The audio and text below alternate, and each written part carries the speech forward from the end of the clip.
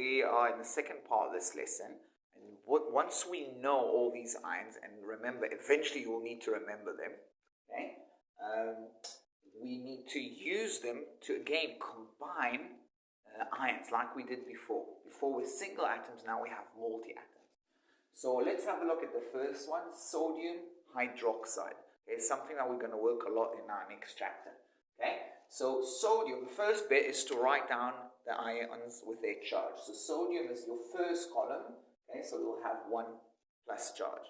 Okay, hydroxide, I'll just copy from here, is OH minus. So sodium gives 1 electron, OH needs 1 electron. Obviously the ratio between them will be 1 to 1. We need 1 sodium to 1 hydroxide. So the formula will be NaOH. Okay? Just stand over here. Okay, NaOH. Now, very important that the H also has to be capital. Okay, because H is hydrogen. Okay, so its own element. It's not little h. Okay, so that started with an easy one. Second one is potassium carbonate. Potassium, also first column, will be +1. Carbonate is CO3 2 minus. That means potassium gives 1 electron, carbonate ion needs 2 electrons. So 1 potassium is not going to satisfy the carbonate. Okay? It will need 2 of those. Or if you remember, we did the cross method, which we have to watch out. It's very good, but we have to watch out. I can just write K and CO3, and I pull the 2 from here, and I put it there, and I take the 1, and I don't need to write the 1, isn't it? So the formula will be K2CO3.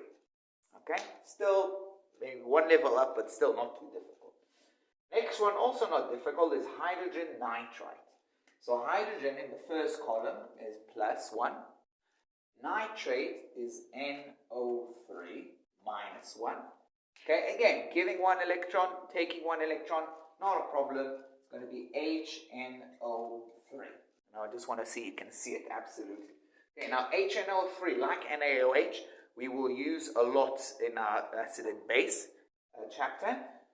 Already, I mean, there's nothing wrong with calling it hydrogen nitrate as far as I'm concerned right now. But already in the next chapter, you'll know that HNO3, we call it nitric acid. Okay? Whenever we combine an H with one of these ions, well, except for the first one, then it becomes an acid. Okay? I'm not too fussed if you don't get it right now. I have no problem with you writing hydrogen nitrate, but next chapter it will be more important. So if I combine H with NO3, I get nitric acid. If I combine hydrogen with carbonate, I'll get carbonic acid. If I combine hydrogen with sulfate, I will get sulfuric acid.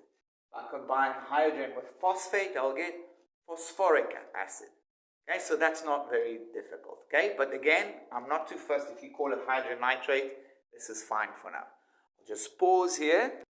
Okay, so I've written another 3 salts. These are all salts because it's a metal and a non-metal. Yeah, well, it's an iron, but yeah, we can still call it salt. And just to use the last few, and these are a little bit more difficult. So let's have a look at the first one. Magnesium nitrate. Magnesium is Mg2+. Okay, it's in the second column, second group. Nitrate is NO3-. So magnesium gives 2 electrons, but nitrate only wants 1. So magnesium will have to combine to 2 nitrates. Okay? Or you can just use the cross method. You write MgNO3, and the 2 you pull here, and the 1 you pull there. But if I put the 2 there, what does that mean? That doesn't look right. Okay? NO3, and then a 2. Okay? Obviously, we need 2 nitrates. So if we want 2 nitrates and not 2 whatever it is, I need to put brackets here.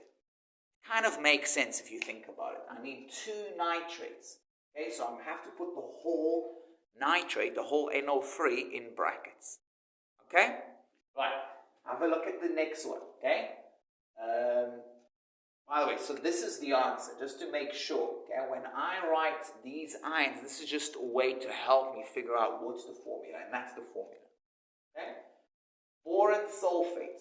Boron is 3 plus. Sulfate is SO4 2 minus. I hope you guys can see it and it's not too close, okay? I'm just going to erase it. Just copy if you haven't copied it yet. I'll erase it so it won't be too crowded. Okay? So boron 3 plus, SO4 2 minus. I think at this point, this is one of the tough ones, right? Okay? Boron gives 3 electrons, SO4, each SO4 needs 2 electrons. This is a classic place to apply the cross method. So I'm going to write B, SO4. I'm going to pull the 2. Put it onto the 2 to the B, and the 3 I'm going to put on the SO4. But obviously I forgot something. I need 3 sulfates. That means I need to put that in brackets. The whole SO4, I need 3 of those. Okay, so B2, SO4, 3. Okay, right? Just copy that if you haven't done it. Just pause me and copy that, and I'll do the last example. Okay. Now I've got calcium sulfate. Calcium 2 plus. Sulfate, or phosphate, sorry, not sulfate, phosphate. PO4 3 minus. Again, that 2 and 3, that's a tough combination. Each calcium gives 2 electrons. Each phosphate needs 3. So remember, we're looking at the common lowest common multiple, but don't bother with that. Just use the cross method. Okay? So calcium, we'll see if I write that. Calcium, I'm going to take 3, pull the 3 from the phosphate, put it in the calcium, and take the 2 from the calcium and put it on the phosphate, not forgetting the brackets. Okay? So this is it. Okay? Now you can complete the 2 worksheets I gave you from last week. Okay? And enjoy. Okay?